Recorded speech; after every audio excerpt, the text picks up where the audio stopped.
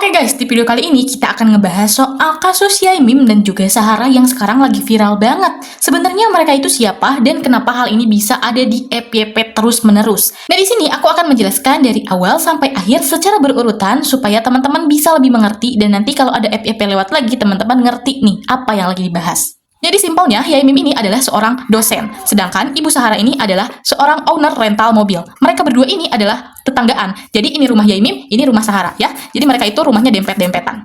Nah, awal mulanya ada video tok-tok seperti ini. Kita tonton dulu videonya. Kenapa Mim? Kok aja orang nggak mampu kau ngadapin aku sendiri? Kenapa? Enggak, kenapa sini. Aku masuk ke rumah kau sini. Oh, sini di depan. Sini. Teman-teman, jangan pergi dulu teman-teman. Saya rekam ini. Ada apa kalian disuruh ke sini? Ayo, ini mahasiswa Win semua. Sini kalian. Oi, jangan pergi, oi. Kenapa? Ini dosen kalian yang cabul itu, dia cabulin saya. Ayo. Dengerin. Ayo dengerin. Ayo. Apa? Kapan saya nyabuli Dengerin ya. kamu? Kapan saya nyabuli kamu? Nah, atas postingan Sahara tentang mahasiswa itu yang menyebutkan bahwa Pak Yaimim itu sudah mencabuli Sahara, maka orang tua mahasiswa ini jadi tidak mengizinkan lagi para mahasiswa untuk berkuliah di rumah Pak Yaimim. Nah, jadi untuk pelajaran berikutnya ternyata di rumah Pak Yaimim itu tidak ada satupun mahasiswa yang datang. Namun pada saat itu tidak ada pembelaan dari Yaimim ataupun Ibu Ros. Nah, by the way, Pak Yaimim itu istrinya namanya Ibu Ros ya. Nah, terus yang berikutnya masih postingan Sahara, beliau itu memposting tentang burung. Kita lihat dulu postingannya. Ya sebenarnya postingannya kayak gini aja, ketika Pak Yaimim lagi nyebor, terus kayak nggak pakai baju gitu, ditutupin sama emot burung kayak gini, terus pakai backsound astagfirullah. Postingan ini meskipun cuman kayak gitu, ini tuh berhasil menggiring opini, karena seolah-olah Pak Yaimim keluar rumah tanpa menggunakan celana dan memamerkan burungnya kemana-mana. Terus berikutnya masih postingan Sahara, yaitu bongkar papi blog. Jadi ternyata setelah ini makin viral itu, Pak Yaimim ada lah tuh ngomong tentang ngungkit-ngungkit pemberian Yaimim kepada Sahara. Jadi, kan Sahara ini rental mobil ya, punya banyak anak-anak alias supir-supir, yang dimana supir itu adalah anak-anak muda, mahasiswa, pokoknya orang-orang muda lah ya. Nah, Yaimim itu sering memberikan seperti sarung ataupun uang kepada para supir ya. Nah terus ternyata karena mereka ini bertetangga banget, by the way, duluan Bu Sahara ya tinggal di sini, sedangkan Pak Yaimim itu baru-baru kesini dan membangun dari nol gitu. Ketika menggunakan papin blok tuh yang di luar, ini tuh ternyata ada beberapa yang dikasih dari Ibu Sahara. Jadi dulu itu mereka bertetangga dengan baik. Pak Yaimim ngasih uang, sarung atau apa gitu ya ke para supir, Bu Sahara memberikan papin blok. Nah mungkin karena dia kesal dengan postingan-postingan Bu Sahara, Pak Yaimim blunder gitu. Nah, kita per-peran aja ya. Di sini kita netral, menjelaskan apa yang terjadi. Nah, di situ Pak Yaimim ngungkit dan meminta dikembalikan lagi lah tuh sarung dan uangnya. Dan ternyata Ibu Sahara tidak mau kalah. Ibu Sahara pun mau papin blok yang sudah dipasang di rumah Pak Yaimim ini dibongkar. Akhirnya adalah video seperti ini. Alhamdulillah sudah dibongkar permasalahan tanah. Kita clearkan satu-satu ya permasalahannya mulai dari tanah. Semangat ya. Bongkar habis. Bongkar, jangan ada yang tersisa. Mantap. Bongkar. Kasian. Dimasak itu enak. Kupu-kupu rokok surya, mental cupu kok banyak gaya. Joget dulu dong. Yang dimana ketika pembongkaran papin blok itu malah menjadi cekcok karena menurut pandangan aku pribadi itu tuh emang si Saharanya itu kompor gitu. Padahal mah kalau nyuruh di ini aja, dibongkar aja ya udah dibongkar aja, gak usah sambil di videoin, dikata-katain. Karena itu sama dengan menantang gitu. Oke guys, kita lanjut ke video berikutnya dan ini masih soal papin blok. Kamu mau memperkosa? Pernah? Akan? Fitnah baru. Fitnah Kamu baru. memperkosa siapa? Ayo, jujur. Ah, istrinya aja ngamuk. Ini masalah lagi loh ini. Ngamuk istrinya. Ini masalah lagi. Kamu nuduh aku memperkosa siapa? Mampus. Ayo memperkosa siapa? Mampus. Ayo bilang. Oh, drama. Aku ditendang. Oh, ditendang. Ada rekamannya.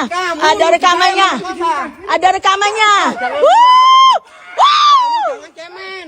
Nah, lihat suamimu gila itu loh. Kamu jangan cemen kamu. Ah, gila. Nah video yang ini, yang guling-guling ini makin viral karena disangkanya orang-orang tuh netizen masih pro Sahara pada saat itu. Disangkanya Pak Yaimim ini adalah bener-bener dosen yang gendeng atau gila. Karena meskipun cuman gitu doang, tapi guling-gulingnya, responnya itu sangat-sangat berlebihan. Berikutnya adalah postingan Ibu Sahara tentang lapor polisi. Nah, karena tadi yang guling-guling itu dianggap sebagai apa ya, penyerangan gitu, makanya Pak Yaimim itu melaporkan kepada pihak polisi, dan di situ di video nampak Pak Yaimim itu pura-pura stroke.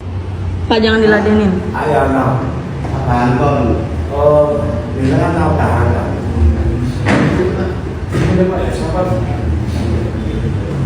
Ada tahan juga deh. Ini di kantor polisi padahal, guys. Di kantor polisi. Dengan itu mereka Dan ini makin bikin orang-orang gak suka gitu ya kepada Pak Yaimim atau ke dosen ini, karena ya caper banget, udah pura-pura jatuh, sekarang pura-pura stroke gitu, kok berlanjut terus sih dramanya. Nah, kemudian lagi guys, ada postingan dari Ibu Sahara di mana Pak Yaimim ini minum minuman keras ya. Nah, kurang lebih seperti ini, tapi kita tidak tahu ini tuh videonya editan ataupun asli.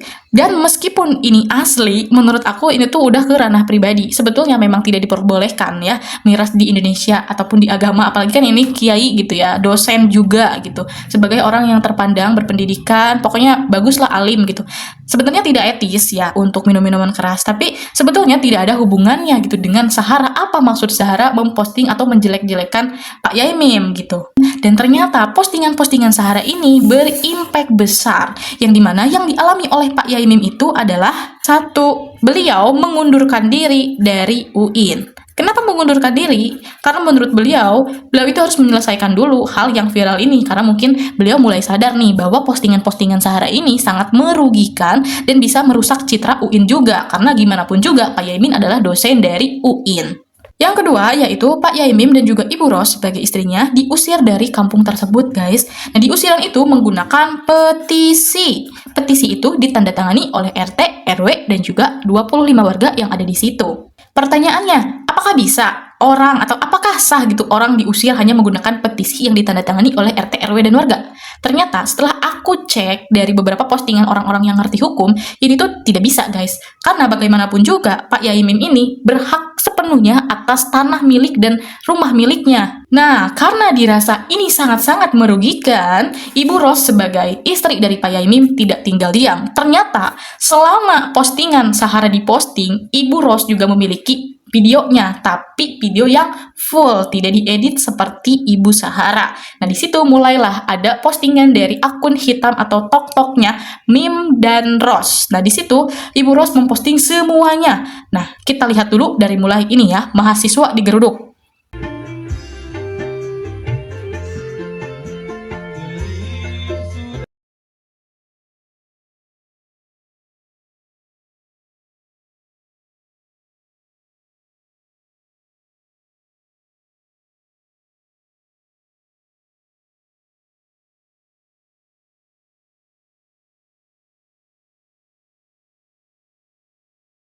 Jadi sebetulnya kejadiannya bukan mahasiswa yang demo atau anarkis kepada Ibu Sahara, tapi itu tuh lagi joget, guys. Jadi kan ini lagi kuliah nih, Ibu Sahara di rumahnya malah bermusik-musik, gandeng pisan, imane nggak ganggu, cek orang mah. Pugu aya nuker kuliah biar fokus cik atau jempe heula sakedeung.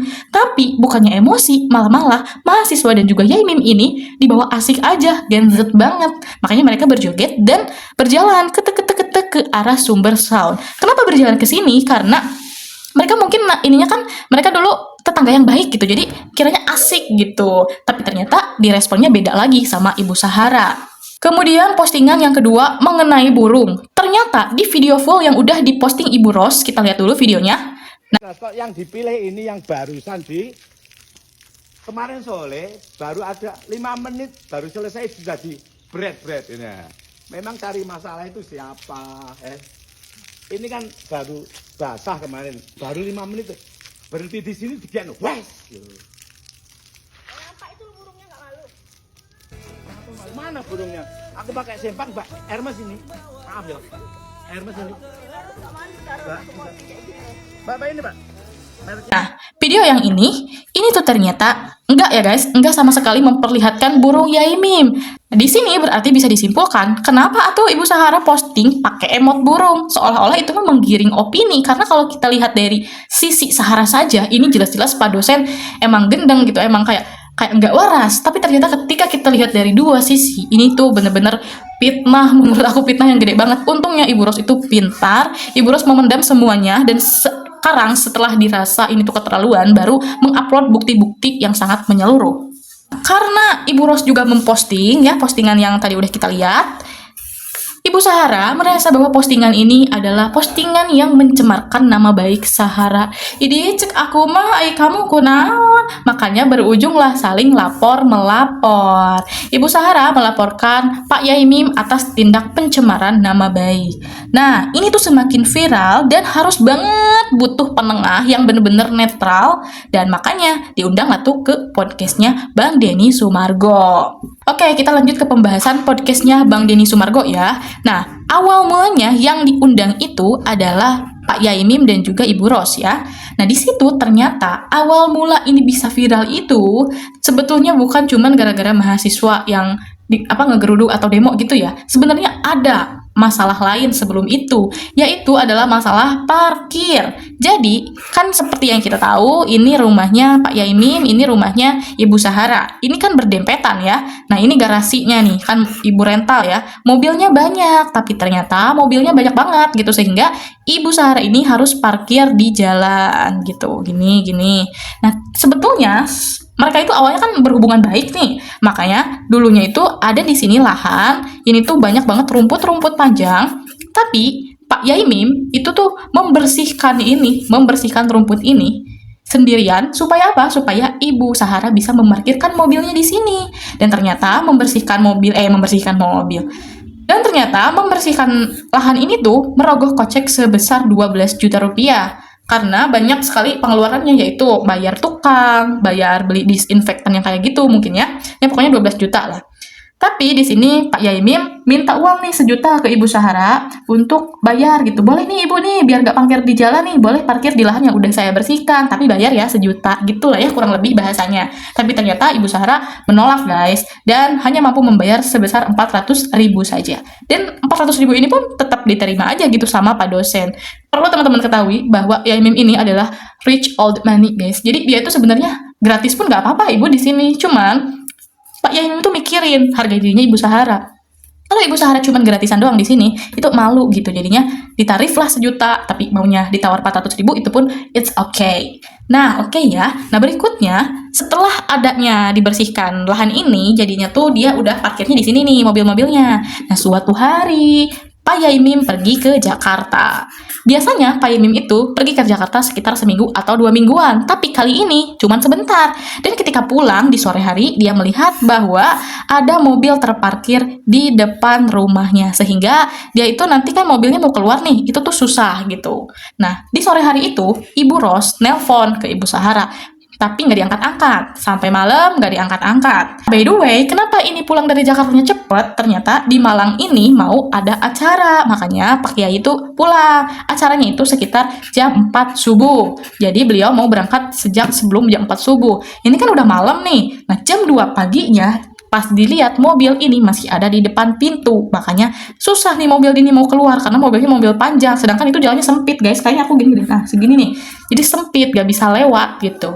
Nah, kemudian Ibu Ros pergilah ke garasi. Di sini ada banyak supir-supir ya.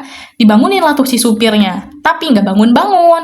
Lah kok bisa? Ya kagak tahu nih. Coba teman-teman yang tahu boleh komen di bawah, kenapa orang hidup gak bisa dibangunin gitu. Harusnya kan gimana pun juga orang hidup dibangunin ya bangun gitu, kecuali lu metong. Nah, terus ditelepon lah Ibu Sahara, kerining gitu. Nah, di sini ya, rumahnya di sini. Kerining. Bu, ini Bu, tolong Bu, ininya dipindahin. Nah, kalau yang malam ini, yang jam 2 subuh ini diangkat guys.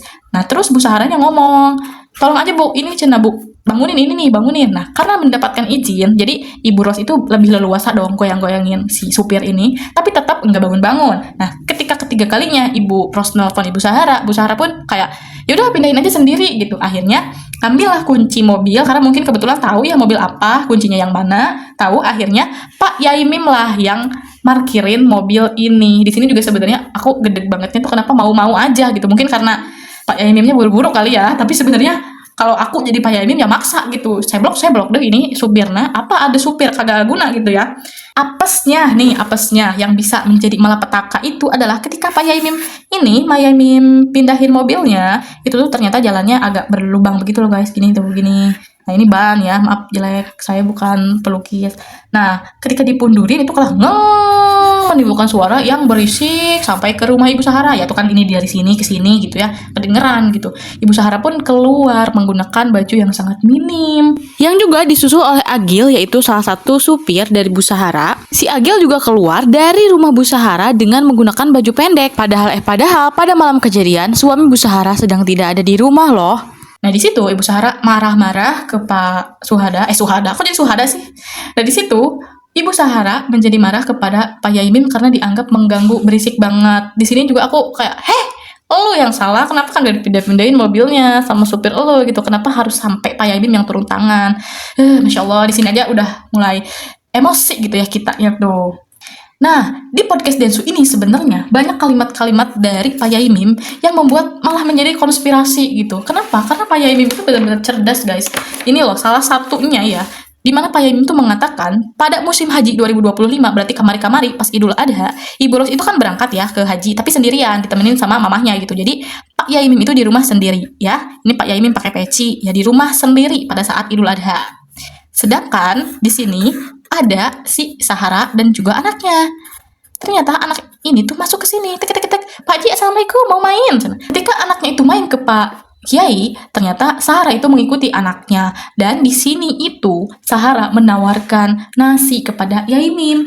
Tapi Yaimin menolak dengan alasan sudah diberikan nasi oleh Ibu Ros. Nah ini loh guys yang jadi konspirasi. Kenapa? Apakah ini adalah nasi yang sesungguhnya atau nasi ini hanyalah sebuah umpama gitu? Kenapa? Karena Ibu Rosnya kan lagi haji. Gimana caranya Ibu Ros ngasih Pak Yaimin makan gitu, padahal kan nggak ada gitu orangnya. Nah disinilah yang menimbulkan konspirasi sehingga orang-orang tuh mikir mungkin ini bukan nasi. Karena apa? Karena setelah Ibu Sahara dan anak ini masuk ke rumah Pak Yaimin, Ibu Sahara yang mengunci pintu dari dalam. Nah di situ Pak Yaimin naik ke lantai 3. Di lantai 3 Pak Yaimin nyuci baju tapi digosrok, terus pakai celana boxer. Nah di situ Sahara teriak cabul, yang menimbulkan, kita flashback ke sini, postingan yang mahasiswi geruduk itu si Sahara tuh ngomongin, nah dosen mulut tuh cabul. Nah itulah penyebabnya tuh ini guys. Padahal menurut kita ya, kalau misalnya celananya boxer itu belum tentu cabul atuh, apalagi emang lagi di WC, apalagi lo yang masuk ke rumah orang gitu. Orang mah di rumah mau telanjang mau gimana juga terserah, ya lu yang masuk tanpa izin. Nah kurang lebih sebetulnya penjelasan dari podcastnya Bang Denny Sumargo tuh seperti itu kan. Kalau Densu itu kan POV-nya Pak Yaimin ya, ini yang udah kita jelasin tadi. Oke guys, kita lanjut ke podcastnya Bang Densu dan juga Sahara.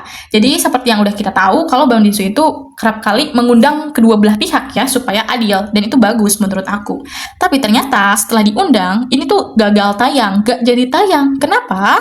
Karena banyak hal-hal yang gak mau Densu atau istrinya ya, kalau dari komenan sih katanya Ci Olipnya yang gak mau video Sahara ini tuh di-up dari podcastnya Bang Densu, karena isinya mungkin ya, ini mah isinya mungkin lebih ke bokis dan akan menimbulkan pembohongan yang kedua kali. Karena kan yang ini juga ini fitnahnya dahsyat sekali kan. Nah gongnya setelah Bang Densu menyatakan tidak akan menayangkan ini video Sahara, ini si Saharanya malah live guys. Terus dia menyatakan kekecewaannya kepada Bang Densu karena tidak menayangkan, padahal dia sudah menghafal skrip. Aduh, aing mah kenapa sih harus ngomong ini?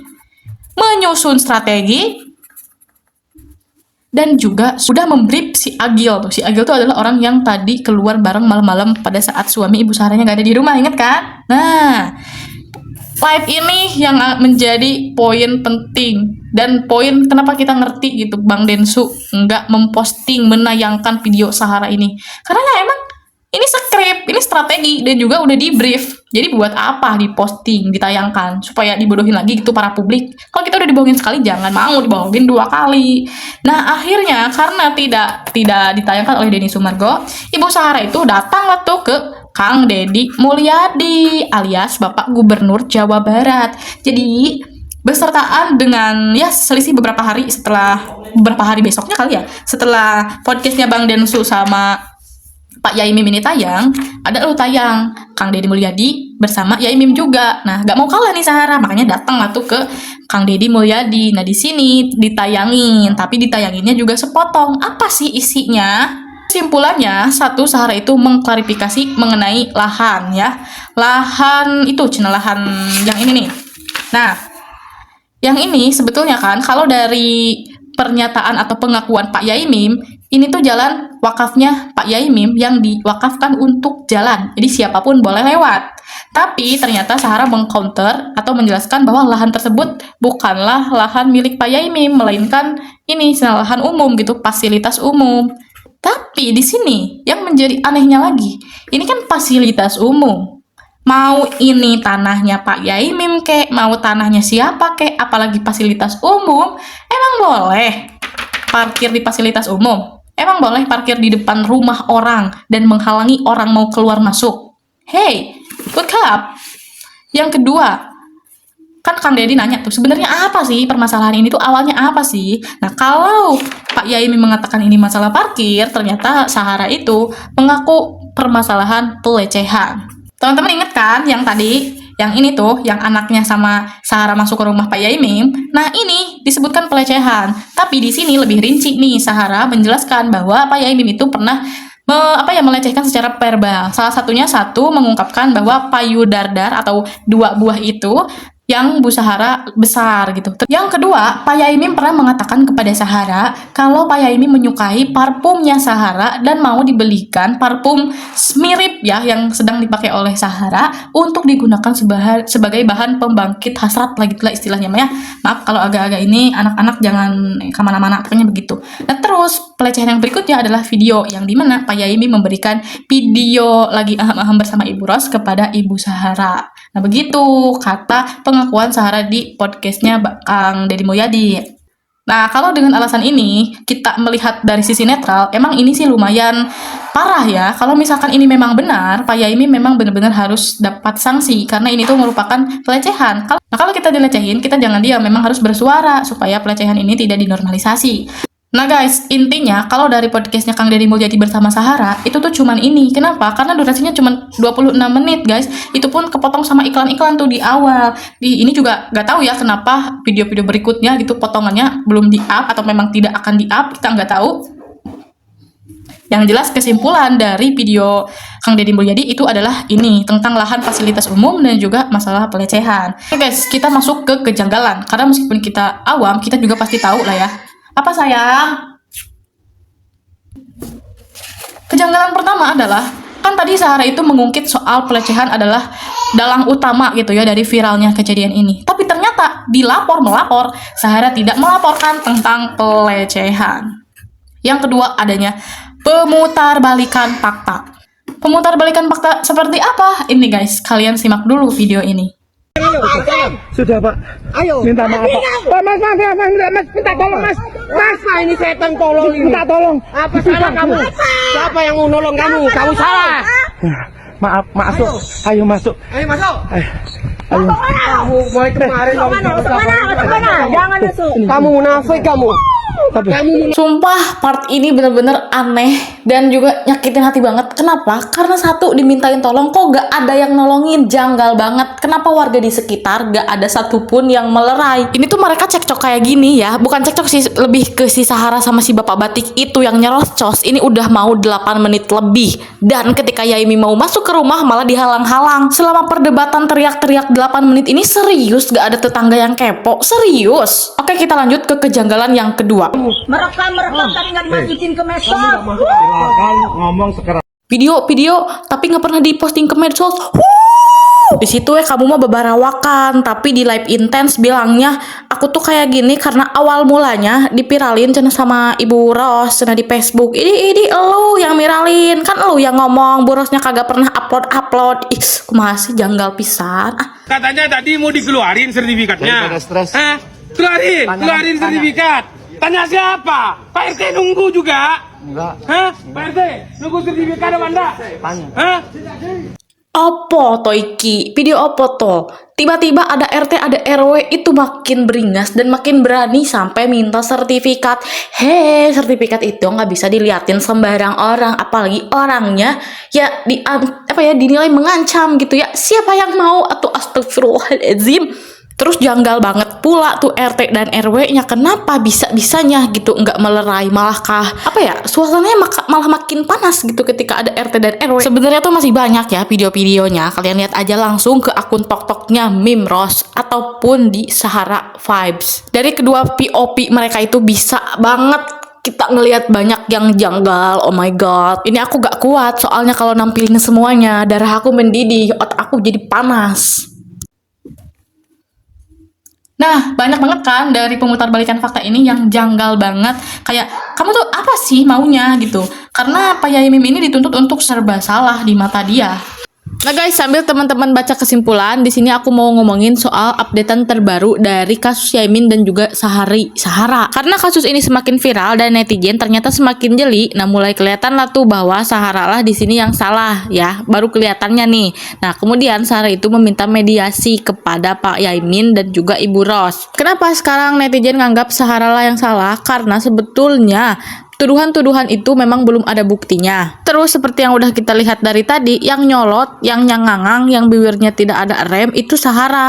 Kebanyakan Pak Yai Mim dan juga Ibu Ros itu cicing, diam, dan sabar. Sebenarnya aku kesal banget kenapa Pak Yai Mim dan juga Ibu Ros tidak mencapluk bibirnya gitu, karena sangat-sangat badas. Aku mah kalau di situ pasti bibirnya udah dibamblap sama lengan aku. Tapi ternyata sekarang setelah semuanya mulai ada titik terang, kita baru tahu bahwa memang untuk menghadapi orang-orang seperti itu memerlukan sabar hati yang kuat. Nah, balik lagi ke mediasi yang diminta oleh si Sahara. Nah, ternyata Pak Yai Mim sekarang sudah menolak. Tidak mungkin, tidak mau mediasi lagi. Untuk apa? Karena sebetulnya mediasi ini harusnya dilakukan sebelum atau di saat mau pengusiran Yai Mim dan Bu Ros dari kampung tersebut. Sedangkan pada saat itu Yai Mim dan juga Bu Ros tidak dilibatkan sama sekali, tiba-tiba diusir begitu aja. Jadinya sekarang aku ngelihat Yai Mim itu lebih tegas bahwa sekarang nggak ada lagi mediasi, sekarang cuman hukum yang akan terus berjalan. Nah, ada lagi tuh updatean dari lurah di daerah tersebut ya, daerah yang lagi dipermasalahin yang ngusir-ngusir ini.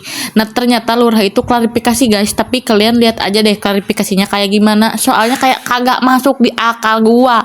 Gua juga orang perantau guys. Di sini tuh aku ngerantau dan KTP-nya masih di kampung halaman. Tapi kagak pernah tuh gue diusir, ditolak-tolak kayak begitu. Intinya sih kata Pak Lurah itu, Pak Yai Mim dan juga Ibu Ros diusir atau ditolak menjadi warga sekitar karena dianggap sering membuat onar dan juga meresahkan. Sebenarnya miris banget guys lihat kejadian ini, karena kalau tidak ada media mah ini tuh tidak akan ada justice atau keadilan. So guys, jadi segitu dulu aja video kali ini. Makasih buat yang udah mendengarkan ya. See you on next video. Assalamualaikum warahmatullahi wabarakatuh. Jangan lupa subrek.